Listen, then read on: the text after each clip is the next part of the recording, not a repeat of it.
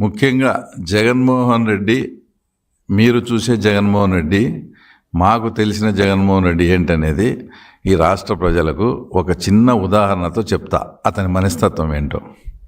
ఆ ఎరికల మహేష్ అనే అతన్ని చంపిన తర్వాత మళ్ళీ 6 నెలలకో 9 నెలలకో ఆ మహేష్ వాళ్ళ తమ్ముని కొడుకు ఉదయ్ అని జస్ట్ 19 years, వాళ్ళ ఫ్రెండ్ సాకే రామాంజలి 20 years, వాళ్ళు కూడా ఇబ్బందిగా ఉంది, మా పెదనాయన చంపిన వాళ్ళని మేము చంపుతామని వాళ్ళని అన్నట్టు ఇదంతా క్రియేట్ చేసి వాళ్ళని కూడా మర్డర్ చేయాలని ప్లాన్ చేసుకున్నారు. సరే, ఏదైతే ఇప్పుడు వివేకానంద రెడ్డి కేసులో అనుమానితునిగా చనిపోయిన కువైట్ గంగాధర్ రెడ్డి అనే వ్యక్తి ఆ రోజే దేవుడి శంకరెడ్డి అతనితో కోర్టు ఆపరేషన్ చేసి ఆ ఉదయ్ అనే అబ్బాయిని సాకే రామాంజలను వేరే వాళ్ళ ద్వారా ఈ కువైట్ గంగాధర్ ద్వారా పిలిపించి వాళ్ళకు బీర్లో ట్యాబ్లెట్లు వేసి బీర్ దాపి వాళ్ళు అన్కాన్షియస్లోకి వెళ్ళిపోయినారు.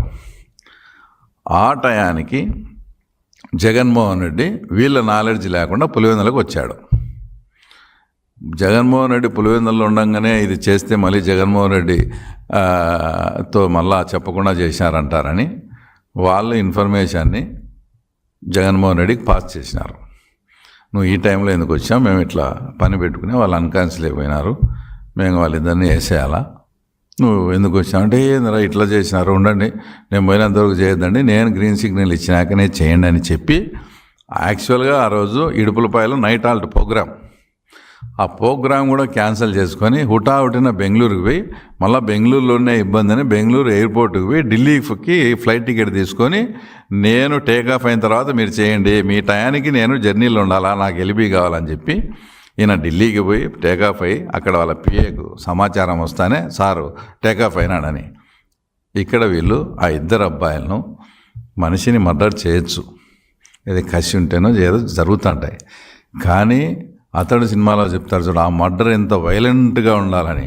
ఆ టైపులో ఇద్దరు పిల్లలను 2 గొంతులు కోసి సపరేట్గా మొండెం ఒకటి తల ఒక చోట మొండెం ఒక చోట పెట్టి, ఇంకా తెలుగుదేశం పార్టీ జోలికి వస్తే ఎవరి చావైనా ఇంత భయానకంగా ఉంటుంది అని చాటి చెప్పే విధంగా 2 గొంతులు కోసి ఒక బ్రిడ్జి కింద వేసినారు. మొండెం ఒక చోట తల ఒక చోట, ఇద్దరు అబ్బాయిలను 20 years.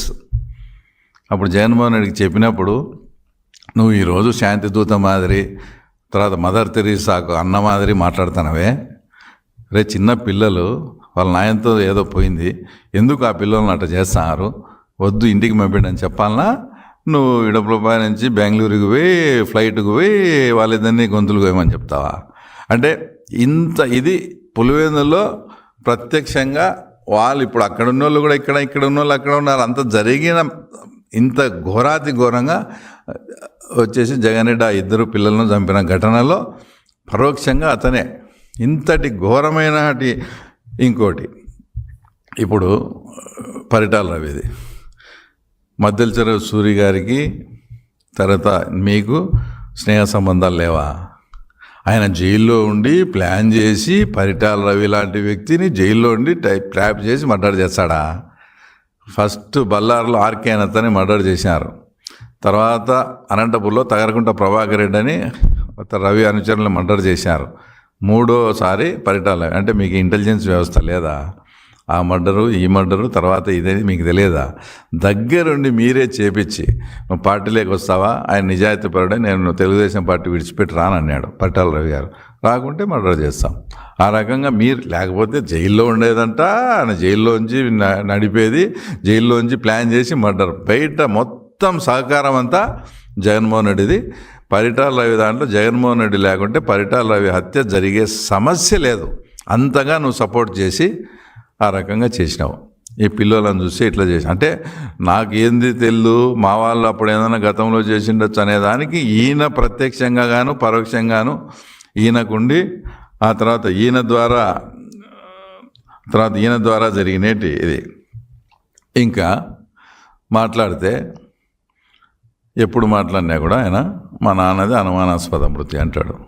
ఇది పెద్ద విచిత్రమైన విషయం ఏంటంటే పాపం ఆయన వాళ్ళ నాన్న అనుమానాస్పద మృతి అనేది ఆయన ప్రతిపక్షంలో ఉన్నప్పుడు ఆయన గుర్తొస్తుంది, ఆయన అధికార పక్షంలో ఉన్నప్పుడు ఏం గుర్తురాదు.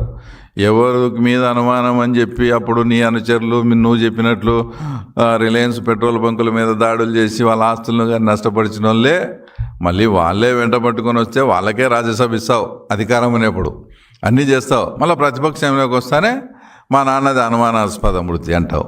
ఇది అసలు పెద్ద మామూలుగానే ఇది ఆశ్చర్యకరమైన విషయం. Please subscribe to Leo news for more videos.